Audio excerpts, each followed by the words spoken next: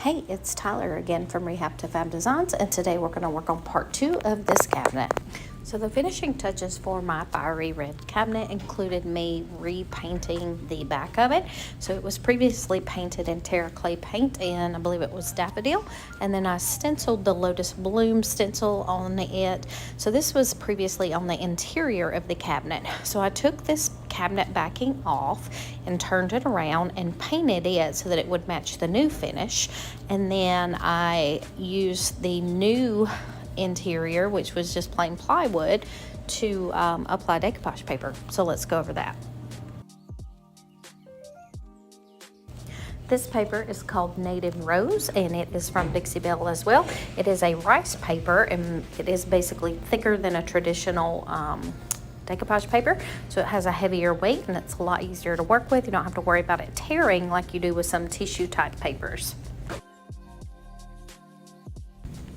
I don't know how I've made it this far into my painting career and working with Dixie Belle Paint Company, but for some reason I've never used this paper. I'm not really sure why, probably because I don't do a lot of pink and red finishes, but I thought it would complement this paint very well, so that's what we're going to do. So I am going to be using Dixie Belle's Clear Coat as my decoupage medium.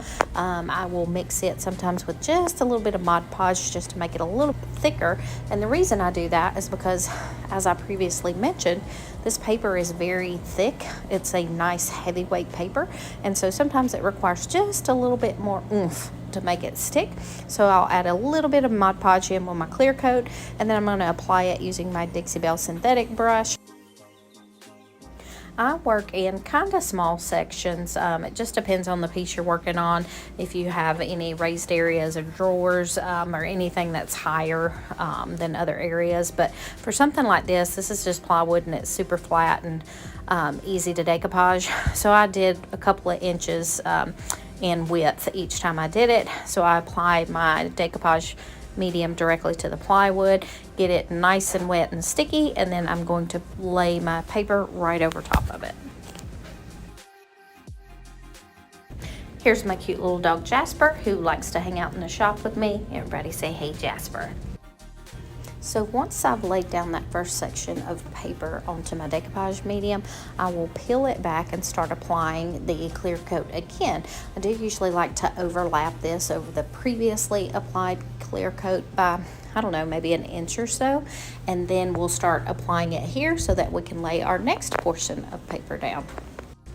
As I mentioned, this rice paper from Dixie Belle is pretty thick, so it is very forgiving. So when you get wrinkles in it, it's easy to pick it back up and reposition it, which is something you don't always have the ability to do with thinner papers.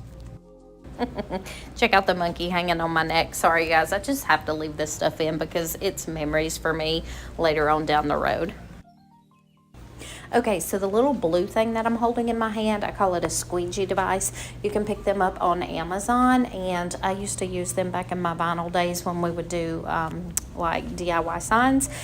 It has a fabric covered side, and then also it's plastic on the other side, and it works great for helping to smooth out wrinkles in your decoupage paper, similar to a brayer. Continue applying your paper until the whole area is covered. Next, we are going to take off the excess paper that is here hanging off the side of this board. The easiest way to do this is with sandpaper and a sanding block. So once you get all your paper on, you're just going to take the sanding block and sandpaper and rub gently over the edge, and it will basically cut off the remaining paper. Do be careful when doing this. If your paper is super wet, it will have the tendency to tear. Yeah, hey, I'm Remy. Hey, I'm Remy. While we were out here, I went ahead and started playing with this piece because y'all know I can't come out here and not do anything because I just love it. So I'll show you what I did. I added a little bit of black wax around the door frame here. So you can kind of see it right here. Maybe so you're straight on, maybe you can see the difference. So I went around it here and around the bottom, and then kind of on both sides. So the higher part of the low inset here, and then right here as well. So I kind of framed it right there. And that's the only thing different I've done. I did put a little bit right here and kind of brushed it down and rubbed it in. I put clear wax right here first because I was planning on clear waxing the whole thing. But for this part where I added the black, I just added it without clear wax first because I want it to show up. So let me flip it and show you. All right, so using Dixie Belle's black wax, best selling wax in black. It's kind of a smokier black than like Annie Sloan. I think it's a little more darker black. This one looks more like a dark gray to me. But we're gonna use that, and then I have like an old piece of cloth here that I used, I think, when I did the my Lane chest, because I waxed it in black. And then I have a small artist brush. It's a natural bristle brush. I like those for the dishes, are a little stiffer, so you can they hold their shape a little better. If you use a softer one, it's going to collapse on you a little bit. This is also a natural bristle brush as a chip brush, and you can use it to kind of go around too. It's just going to give you like a wider area that's covered with your wax, as opposed to this being more fine and detailed. All right, so I'm going to start with my little brush here. You can dip it in, and then you can wipe off the excess. And then this I'm going to use to kind of come around the top part here. So I'm just going to come right around the top, just like so. And then I'll just go ahead and do it here. I did it with a bigger chip brush, but it really doesn't matter. I don't mind if it gets a little bit extra around it to darken it. But mostly where I'm trying to focus this is in the creases.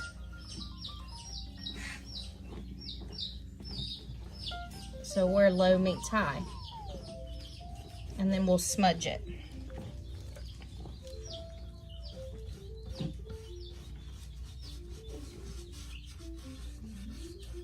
And then I'll come back and wipe.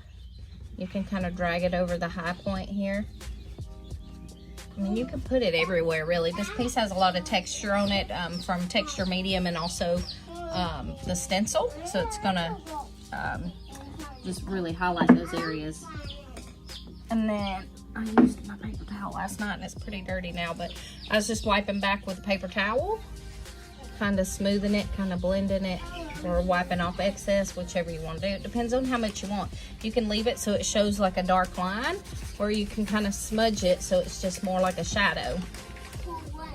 Just depends on what look you're going for. I don't really mind it so much being a shadow all in between it, but I like it to be a little darker, like right in this crease. So if you get in there like with your fingernail, it's going to wipe back more of it, so keep that in mind. And if you do that and then you're like, oh, I wiped back too much, it's really not a big deal. You're just going to come back with your brush again and put it right back in there. And you can do that as many times as you need to until you like it. Now, if you get it somewhere where you don't want it, like if you get it here in the middle and you don't like it, I'm fine with it because it's grunging it up a little bit. But if you don't like it, you can come back with a clear wax and kind of erase it. And that's it, guys. That's all I'm doing different on this piece. I thought about, Dixie Belle has a new product out. It's like a gold leafing product that comes in on a roll, like in sheets, so it's not loose leaf.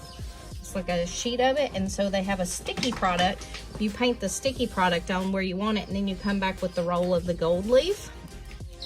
And I thought about maybe putting it over, put the stencil on here again and lay it over it, but I'm not sure. I'll have to wait until I finish waxing it to see if I like that idea, because this, to me, without the black wax, is a nice clean finish, and I love the color, and I really don't want to change it too much. So that's why I'm adding the black wax, so it kind of goes with that theme. And I'm not sure if I want to put gold on that with it, because I almost feel like, for me anyways, and I know everybody's different, but for me, gold is more of a, I don't know, kind of more feminine, glam kind of look.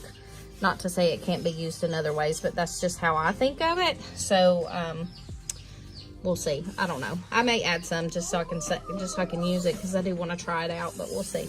But that's it. So add this on, paint it on, wipe it back, and that's it. Just for that, again, added depth and dimension to make these high and low areas really stand out. I'm definitely going to put this right here around this. Again, just to kind of grunge it up, give it some shadows.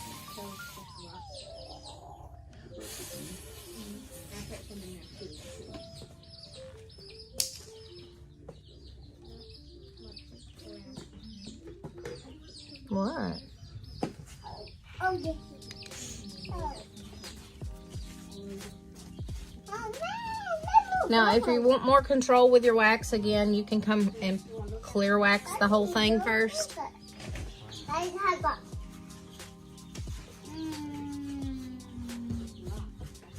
And if you don't mind it, because we're going grunge, if you're doing a more grungy look, you can just come right in with the dark wax or black wax.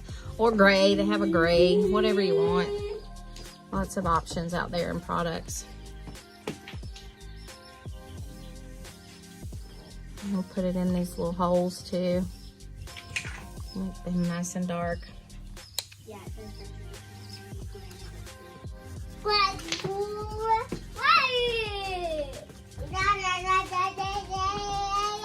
so here's a look at it once I finished it up. I am in love with it. Again, red is not my color and not my usual go-to when I'm painting. However, I just am so obsessed with the way this one turned out. Hope you guys love it and enjoyed these 2 tutorials. We would love it if you would follow along with us here on our YouTube channel by subscribing. If you have any questions, drop them in the comments below, and we will see you next time.